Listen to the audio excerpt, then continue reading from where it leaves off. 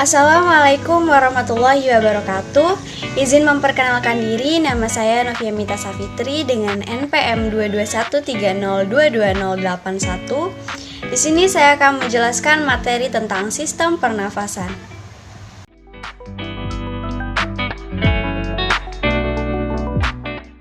Sistem pernapasan adalah sistem organ pada manusia yang berperan dalam metabolisme tubuh melalui pernapasan dan respirasi.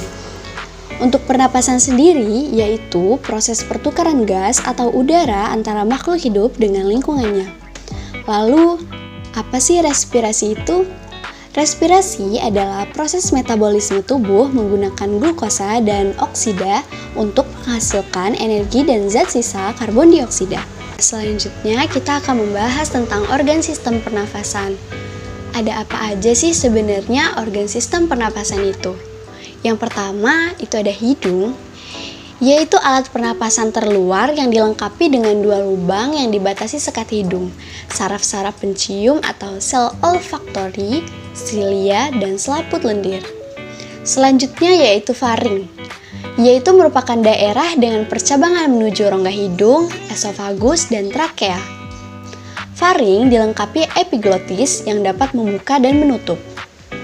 Selanjutnya, ada laring, yaitu pangkal tenggorokan yang terdiri dari lempengan-lempengan tulang rawan.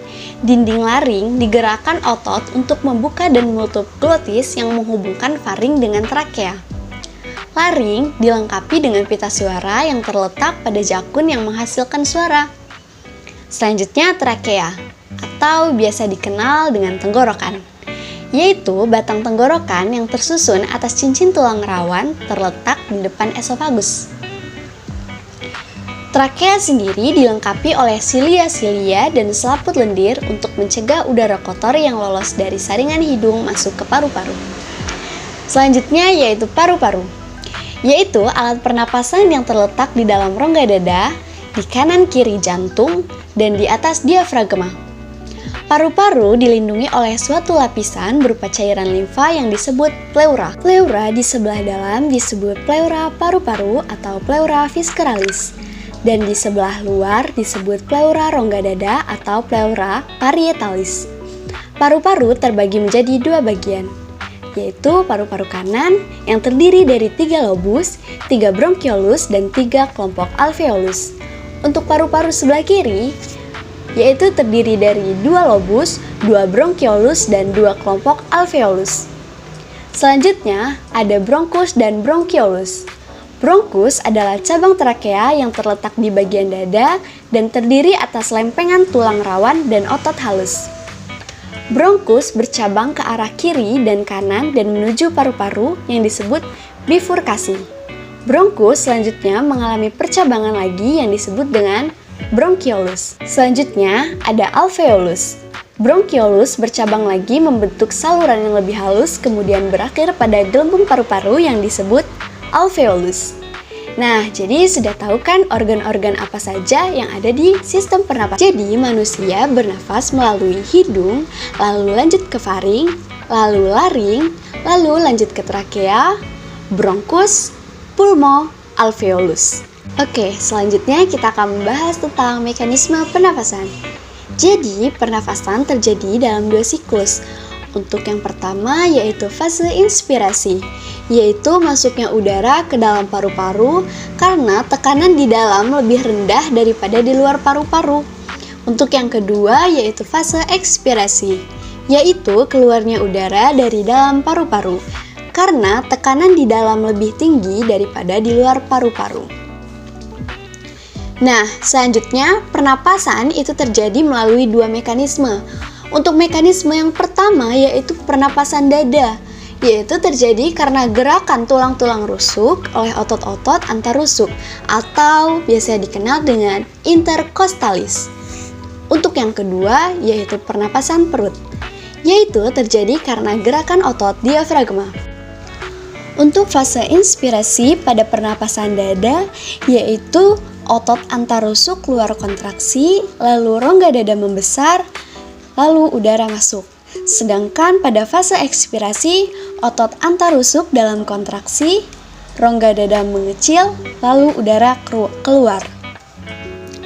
Selanjutnya pada pernafasan perut, pada fase inspirasi, diafragma kontraksi dan mendatar.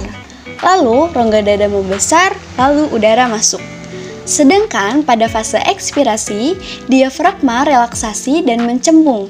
Lalu rongga dada mengecil, lalu udara keluar.